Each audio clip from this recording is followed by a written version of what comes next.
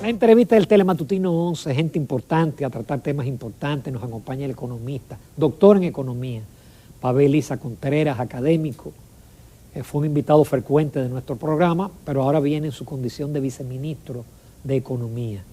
Pavel, muy buenos días. Buenos días, gracias. Buenos días. Con ustedes. Bienvenido. No, gracias a ti por aceptar y ya tenerte como viceministro en el programa. Y yo voy a comenzar con una pregunta personal, Pavel.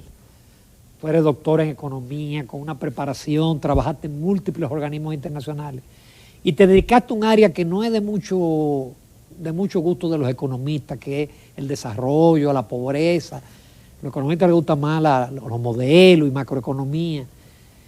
Y tú tuviste un discurso toda tu vida. Ahora estás en la oportunidad de tomar decisiones o de no tomar decisiones, porque a veces no se pueden tomar. ¿Sí? ¿Cómo ha sido el cambio?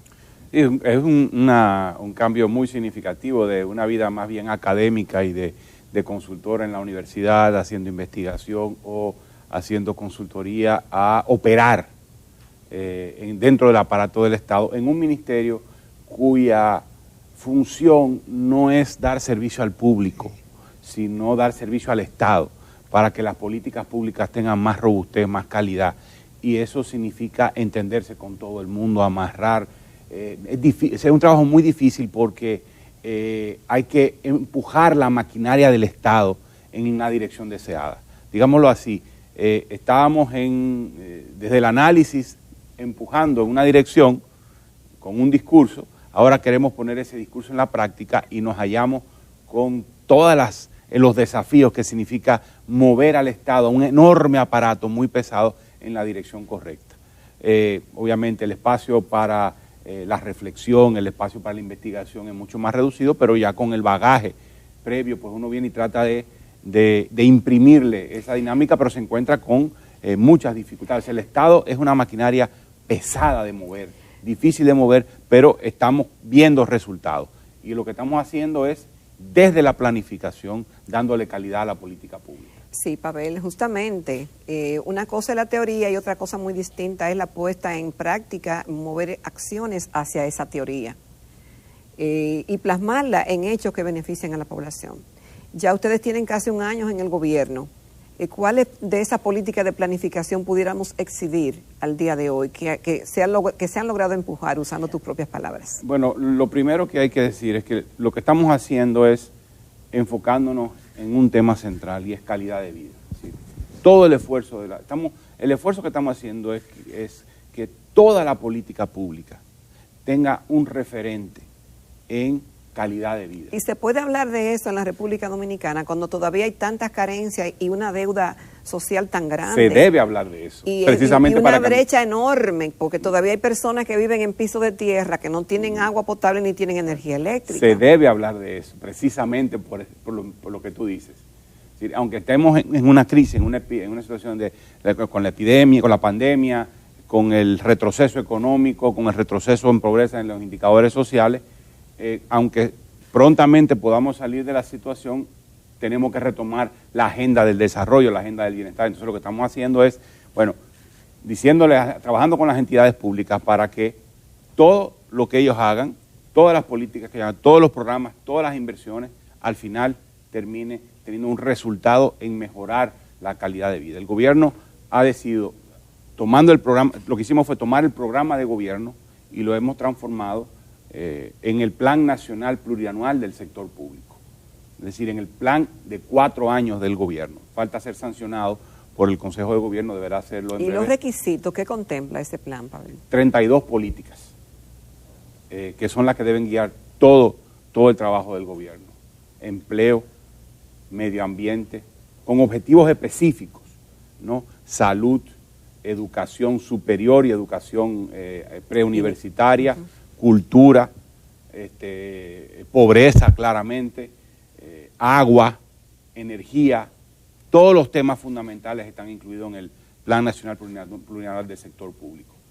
Todas esas políticas estamos empujándolas, nuestro trabajo en el ministerio es trabajar con las entidades públicas, definiendo las metas y haciendo que las metas tengan resultados, que tengan una expresión concreta en mejorar la calidad de vida de la gente, y un trabajo que no es muy placentero. midiéndole las costillas a todas las entidades públicas. Digamos, el Ministerio de Economía, Planificación y Desarrollo es uno de los malos de la película. Hay 3 malos de la película en el gobierno.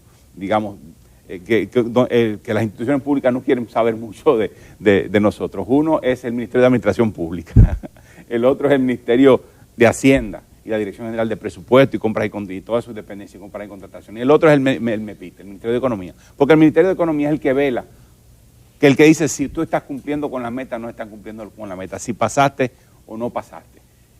Pero trabajamos también en establecer esas metas. Entonces lo que estamos haciendo es estableciendo metas concretas, verificables, y que tengan impacto. ¿Y esas evaluaciones, esas metas se han estado verificando? Bueno, obviamente, sí, que si se han estado midiendo, de si esas recomendaciones, claro, se han estado implementando. Es correcto. Eso es lo que estamos haciendo. Obviamente no podemos, digamos, el trabajo es gradual. Lo que venimos de una tradición en la cual la planificación era muy débil. Sencillamente estaban todos los instrumentos ahí, pero no se aplicaban. Por un lado, tú tenías las entidades públicas, por un lado, trabajaban rindiéndole cuentas a presupuesto, pero por otro lado trabajaban rindiéndole cuentas al Ministerio de Economía. Adivina, si economía y presupuesto no están conectados, adivina quién importa, dónde está el dinero, en presupuesto. Entonces lo que estamos haciendo es articulando planificación y presupuesto y haciendo que todas las entidades públicas reporten lo mismo, tanto para presupuesto como para planificación. Si la planificación no está vinculada al dinero, es pura letra. Libro bonito con unos planes que no se cumplen. Si el presupuesto no está vinculado a planificación, el dinero no es un dinero bien invertido, porque no se gasta planificando en base a metas deseables, como reducir la mortalidad materna, como por ejemplo incrementar la cobertura boscosa, o como reducir la incidencia de crímenes. Entonces esa es la gran diferencia. Una de las grandes diferencias que estamos haciendo ahora, que estamos haciendo que el dinero valga la pena, que el dinero se invierta adecuadamente. Igual pasa con el tema de la inversión pública. Tenemos una Dirección General de Inversión Pública que es la que está encargada de velar porque los proyectos de inversión tengan sentido, tengan rentabilidad social. Bueno, lo que estamos haciendo, pero ha bajado mucho el nivel de inversión. Bueno, eso es el nivel de gasto. Ciertamente tenemos un desafío para el segundo semestre del año de elevar la inversión pública. Porque ha estado muy por debajo, el ritmo de inversión ha estado muy por debajo o sea, estaba muy por debajo del dinero que hay disponible, por decirlo de alguna manera. Sí, el dinero está disponible, pero la ejecución de los gastos de inversión pública ha estado muy lenta por 2 razones fundamentales. Una, el gobierno encontró muchos problemas y muchos nudos en los proyectos de inversión heredados y ha habido que desatar todos esos nudos. La idea no es sencillamente gastar y invertir. La idea es hacerlo bien y hubo una decisión al más alto nivel. Entre hacerlo rápido y hacerlo bien, el gobierno decidió hacerlo bien aunque tarde, aunque la inversión pública no tenga el ritmo en un primer momento, en una primera fase no tenga el ritmo que es deseable. Y el caso más paradigmático de estos nudos que se encontraron fue en el caso de educación. Es decir, los proyectos de construcción de escuelas y rehabilitación de aulas con muchísimos problemas, es decir, un plantel escolar planteado para construirse ya había gastado más de 25% por encima, muchos casos, por encima del presupuesto total y la escuela apenas había sido empezada. Oh, ¿no? Dios. Entonces, cosas de ese tipo, muchos problemas. Eso es un elemento que ha retrasado la inversión pública. Entonces ya por eso se pasó una ley en el Congreso que facilita ese proceso. No se quiso hacer nada que fuese fuera de los parámetros de la ley. Lo otro el otro problema que nos encontramos es que los nuevos proyectos de inversión pública toman tiempo en ser montados, articulados. Para hacerlo bien. Para hacerlo bien. La idea, un proyecto de inversión no puede ser una idea que se le ocurre a un ministro o a un director o a una directora. No, tiene que ser un buen proyecto y el Ministerio de Economía tiene la responsabilidad de trabajar el proyecto con las entidades sectoriales y determinar, verificar que ese proyecto tiene la calidad necesaria, que vale la pena, que es socialmente rentable, que el dinero público vale la pena invertirlo en ese proyecto. Un ejemplo, una comunidad o a alguien se le ocurre que hay que montar una dependencia, una extensión de la UAS en una provincia. Entonces, bueno, presenta una idea y dice, queremos hacer una extensión de la UAS en esta provincia. Bueno, entonces nuestra misión es, vamos a ver, ¿cuál es la población beneficiaria? ¿es esta la mejor solución? ¿A cuánto te queda la extensión de la UAS más cerca de esa provincia? ¿Qué es lo que quizás tú necesitas una extensión o más bien tú lo que necesitas es autobuses? Exacto. O tú necesitas más bien autobuses combinados con conectividad de internet, ¿no? Entonces, ese es el tipo de evaluación que nosotros hacemos. Entonces, nosotros estamos siendo muy rigurosos y trabajando muy de cerca con las selectoriales, garantizando que los proyectos de inversión que sometan y que al final terminen siendo presentados y aprobados tengan la calidad necesaria. Entonces, esa es la misión del Ministerio de Economía. Entonces, estamos subiendo mucho los estándares en materia de proyectos de inversión pública. Eso ha hecho que la inversión tarde en activarse, pero yo creo que en el segundo semestre va a ser muy diferente, totalmente diferente. Creo que vamos a ver un disparo de la inversión pública y eso va a contribuir a que la economía se acelere más de lo que está creciendo. A ver, hubo un aumento salarial, pero hay economistas de la oposición que dicen que los porcentajes que se plantearon, que son muy buenos, no son los reales por el tema de la reclasificación. No es correcto. Pero además está el ingrediente de las MIPYME que están gritando, que dicen que no pueden. A ver, primero fue una decisión de consenso, no fue una imposición del gobierno, sino que fue una decisión trabajada con todos los sectores. Y se llegaron a acuerdos. No todo el mundo va a estar de acuerdo con todo, pero al final se llegó a un acuerdo. Entonces, no se puede alegar que, digamos, que fue una imposición o que no se consultó. O sea, fue un proceso bastante colegiado y consultivo. Eso es lo primero. Lo segundo que debo decir es que las cifras que se están planteando, que ha dicho el gobierno de un aumento de promedio del salario mínimo de 26%, es la cifra correcta. No hay otra cifra. O sea, nosotros trabajamos con el Sistema Integrado de Registro Laboral, CIRLA, que está en el Ministerio de Trabajo, y con una enorme base de datos que contiene 1.4, casi 1.5 millones de personas asalariadas, y todo el trabajo de estimación fue muy riguroso, lo hicieron en el Ministerio de Trabajo, el Ministerio de Economía ha verificado que ha estado trabajando, replicando el ejercicio, y todo apunta, efectivamente, el aumento salarial promedio es de 26%, no es una cifra menor. Eso es un elemento relevante. Otro elemento relevante es que en ningún caso los salarios, si así lo indica la resolución, pueden disminuirse. Es decir, como efecto de la reclasificación. Es decir, aunque tú eras una empresa grande, por poner un ejemplo exagerado y que difícilmente sea así, y pasa de repente a microempresa o empresa pequeña.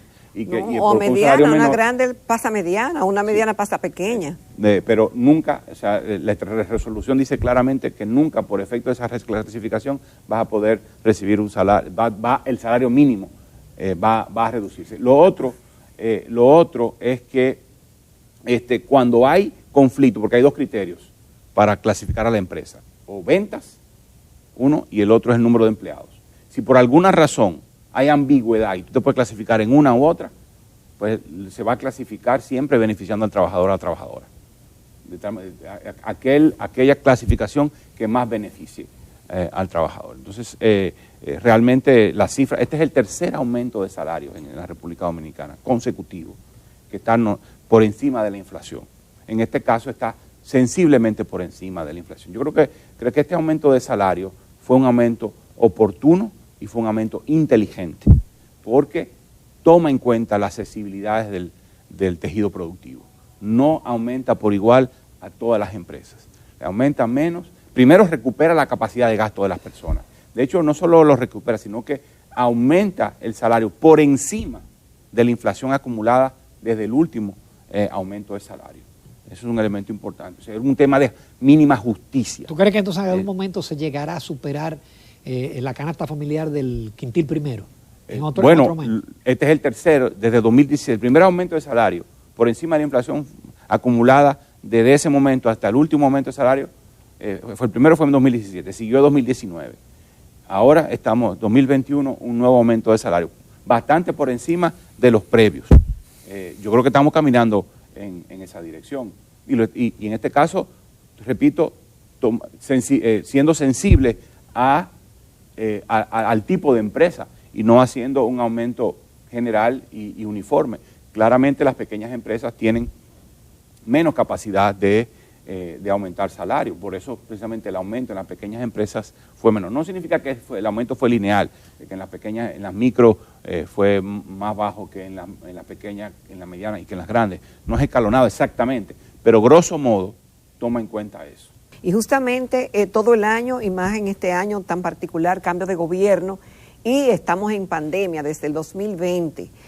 Todas las cifras de la economía se siguen con mucha inquietud, Pavel, y muchas interpretaciones de lo que está pasando, si es positivo, si es negativo, si estamos creciendo.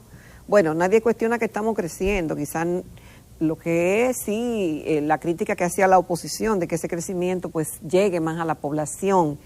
Los números que presenta hoy, que presentó, bueno, mejor dicho, el día de ayer, de que ha habido, según el Banco Central y la encuesta nacional continua de fuerza de trabajo, el empleo se ha ido recuperando en el país.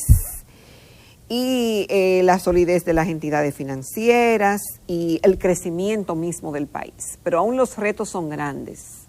Y la inminencia de muchos que entienden de, en el momento adecuado, una reforma fiscal. ¿Cuál es la proyección, Pavel, que le ve a la economía? ¿Cuáles son las preocupaciones, si es que las hay, o hay confianza de que todo va viento en popa? Tres ideas, 3 o 4 ideas. La primera, sí, efectivamente la economía se está recuperando a una velocidad muy alta. Yo creo que era esperable que la economía rebotara con mucha fuerza. Lo está haciendo de esa manera, y no se trata solo de un rebote, debo decir. El nivel de actividad económica en los últimos meses es superior al nivel de actividad económica visto en los mismos meses del año 2019, ya no de 2020. O sea que estamos por un nivel de actividad económica por encima de los 2019. Esto apunta a que probablemente, comparado con 2019, primero comparado con 2020, el crecimiento va a estar por encima del 8% probablemente. Las entidades públicas nos hemos puesto de acuerdo para utilizar la cifra de 7.5% de crecimiento en 2020, siendo un poco conservadores, pero es posible que pueda estar por encima del 8%. O sea que por el lado de la recuperación y del crecimiento no hay duda, y con respecto a 2019 vamos a crecer probablemente por encima del 3%. Es decir, el tamaño de la economía en 2021 va a terminar siendo mayor en 3 o 4% al tamaño de la economía en 2019. Y eso, debo decir, estas proyecciones son sin que esté claro todavía cuál va a ser la contribución de dos elementos, pienso yo. Uno, el gasto de capital del gobierno, las inversiones públicas, que yo creo que van a activar si pudieran empujar el crecimiento todavía más en el segundo trimestre. Han estado, su ritmo ha sido insuficiente, pero se espera que crezcan muy fuertemente en este segundo semestre. Uno, y dos, la recuperación del turismo. ¿Ya? Si la epidemia no nos juega una mala pasada o una nueva mala pasada, es posible que tengamos una recuperación muy fuerte del turismo y va a alarmar aún la economía. Lo que sí pienso es lo que ustedes comentaban al inicio, y es que el empleo se viene recuperando de forma más lenta. Ya tenemos un tamaño de la economía mayor al de 2019. Sin embargo, el nivel de empleo todavía está por debajo, en cerca de 200.000 empleos en total. En el sector formal estamos por debajo, en la última cifra que vi, que fue hace como una semana, de 78.000 empleos. Hoy menos en el mes de mayo que en enero de 2020. Pero estamos hablando que veníamos de un punto donde habían 500.000 empleos menos. O sea que la brecha se ha ido reduciendo y ya nos quedan 78.000 por empleos por crear para alcanzar el nivel de empleo formal visto antes de la epidemia. Pero obviamente el empleo va a la saga, ahora, pero se va recuperando. Pavel, en una economía entonces que en algunos aspectos es más grande que la del 2019 y que vamos muy bien y que se va recuperando rapidísimo la economía, pareciera entonces, lo que no sabemos de economía, de que quizá no es necesaria una reforma fiscal, porque de hecho el presidente en campaña decía que con una reducción de gastos, una reorientación, esa reforma no era necesaria. Pues ahora, con más razón, si la economía está creciendo tanto. No, si tú me permites añadir, porque ya la prensa publicó un informe del Ministerio de Hacienda que plantea escenarios, y hay un escenario donde la necesidad de financiamiento son más de 300.000 millones con un déficit de 4 puntos y pico, y si aprietan el cinturón y eficientizan más, aún así se van a necesitar 200 y tantos mil. Entonces la reforma fiscal parecería necesaria. A ver, la reorientación del gasto y la eficientización del gasto son ineludibles. O sea, y en eso es lo que el gobierno ha estado empeñado en todo este periodo de tiempo, es decir, gastar mejor.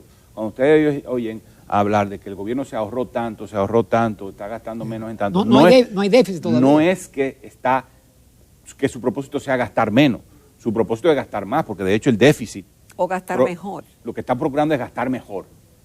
Eso es lo que está procurando, no gastar menos. Esto no es un momento de gastar menos, es un momento de gastar más, de ponerle mucha fuerza a que el gobierno compre bienes y servicios, invierta para hacer que la economía recupere todo el terreno perdido durante la epidemia. Ahora, con respecto a la reforma fiscal, el presidente desde la campaña dijo que la reforma fiscal era ineludible. Ahora, ¿qué pasó? Obviamente, la epidemia ha hecho que el momento económico sea muy difícil para implementar una reforma de este tipo. Lo que tienes que hacer en este momento es concentrarte en gastar mejor y gastar mucho. Y por eso el déficit está planteado. Aún en una economía que va muy bien, ¿es necesaria una reforma fiscal? Claro, sí. La respuesta clara y directa es sí. Sencillamente porque las finanzas públicas están desbalanceadas, el peso de la deuda es muy elevado, estamos gastando... Y se sigue endeudando estamos gastando, y nos hemos sido endeudados en un contexto de crisis inevitable. Todos los países del mundo lo han hecho, todos los países del mundo, más del 90% de los países del mundo tienen déficit fiscal, han visto a crecer. Estamos igual en el promedio de los países de similar tamaño y similar características económicas. Entonces, el peso de la deuda en este momento, estamos gastando 30 pesos de cada 100 que recaudamos en el servicio de la deuda pública. Si le sumas el pago de amortización de capital, estamos hablando de que suman más de 40 pesos de cada 100 que recaudas, lo destinas al pago de deuda. No hay manera de tú poder... Y eso que ahí no está metido nada de apoyo a la deuda del Banco Central. Ese es otro tema. Entonces, tienes que enfrentar primero el tema de la deuda. Tienes que hacer que el Estado sea capaz de cumplir con los compromisos de deuda, por una parte. Es cierto que hay mucha insatisfacción sobre cómo se gastó y para qué se endeudó en el pasado, muy claramente, ¿no? Y por eso también se está empujando la ley de extinción de dominio para enfrentar el tema de corrupción, se está enfrentando el tema de corrupción, hay un ministerio, una gestión de ministerio público independiente, hay una percepción generalizada de que las cosas en ese ámbito van mejor, pero de todas maneras tenemos el problema financiero. Además, el Estado no tiene los recursos para enfrentar los desafíos del desarrollo, para gastar en agua, para gastar en salud, para seguir gastando en educación, en infraestructura. El gasto en infraestructura debería andar por el equivalente al 5% del PIB y la República Dominicana anda por menos del 3%. Es decir, tenemos un conjunto de desafíos de desarrollo de largo plazo que solo podemos enfrentar si el gobierno puede recibir ver aumentada la cantidad de recursos que tiene al tiempo que esos recursos lo va gastando mejor. Esa es la agenda. Claramente no puedes hacer eso cargando a los pobres, ni cargándolos, y mucho menos en este momento en particular. Entonces yo creo que lo que el gobierno que está esperando, el mejor momento, es un buen momento político, pero es un mal momento económico. Hay que esperar que el momento económico sea mejor en el sentido de que la recuperación esté consolidada. Estamos recuperándonos, pero hay amenazas todavía de la epidemia, están los efectos sociales de la epidemia. La pobreza es mayor hoy que antes debido a la epidemia, a pesar de las ayudas sociales que contribuyeron a amortiguar el efecto, de tal manera que hay que esperar el momento preciso cuando ya no tengamos dudas de que la recuperación está claramente viento en popa, de que cuando tengamos claridad de que ya los peores efectos sociales de la epidemia y de la crisis económica asociada estén superados, entonces podemos sentarnos a discutir cómo vamos a grabar, quién va a pagar eso. Y además el tamaño de la reforma a la que aspiramos. Probablemente no podamos aspirar a una reforma tan grande como la que yo mismo quisiera. Yo quisiera una reforma enorme que pusiera al Estado en capacidad. 20% del PIB de recaudación. Bueno, sí, exacto. Llevar la presión tributaria, quitamos a 20% del PIB. Ya debía de estar como en 22, claro, según la Estrategia Nacional de Desarrollo. Pero eso no es viable en este momento. Pero además, ¿quién va a pagar eso? ¿Lo van a pagar los pobres acaso? ¿Vamos a seguir cargando en exceso a los pobres, expandiendo el ITEVI, poniendo una tasa del ITEVI para esos nuevos productos del 15%? Probablemente no. Pero necesitamos también expandir la base del ITEVI para cerrar todos los hoyos, los huecos que tiene el sistema tributario, para que las empresas que venden alimentos que no están gravados y que al mismo tiempo venden otras cosas que sí están grabadas, grabadas, no te pasen esa cosa no grabada como alimentos. Y entonces tienes una evasión y una elusión del ITEVI muy elevada, un incumplimiento tributario. No, tenemos que cerrar todos los hoyos, todas las brechas por donde se están yendo los recursos fiscales, y eso significa también probablemente grabar con ITEVI muchos de los bienes que están exentos, pero no lo podemos grabar igual que tasamos un celular, no es lo mismo, o un vehículo. Tenemos que ser mucho más racionales. Entonces eso significa que es probable que la reforma tenga que ser mucho más modesta de lo que quisiéramos y de lo que aspiramos, desafortunadamente, en este momento. Eso significa que el Estado no va a estar en lo inmediato, en la capacidad, a la altura de tener los recursos suficientes como para enfrentar los desafíos de una mejor infraestructura, por lo menos no en la dimensión que quisiéramos. Entonces, hay que concentrarse también en el esfuerzo de gastar mejor, de con lo que tienes, hacer el mejor uso, y probablemente pensar en una reforma más etápica, ¿no? Es decir, bueno, vamos a resolver un problema en este momento, en un par de años podemos hacer una reingeniería y empujar para elevar los recursos con otras medidas. O sea, no tiene que ser todo en un momento determinado, sino que también pudiera ser un proceso más gradual. No es lo ideal, no es lo que yo, por ejemplo, aspiraría, quisiera, pero hay que entender las circunstancias en que estamos. Le tocó la tormenta perfecta. Pavel, muchísimas gracias. Qué pena no tener más tiempo. Ojalá podamos traerte de nuevo, porque se quedaron muchísimas cosas por tratar. Por ejemplo, el marco macroeconómico para el próximo año, que eso es una responsabilidad de ustedes y de otras instituciones. Sí. Un placer, Pavel, y nada, éxito. Gracias. Éxito. Nos vamos a comerciales y la recta final del Telematutino 11.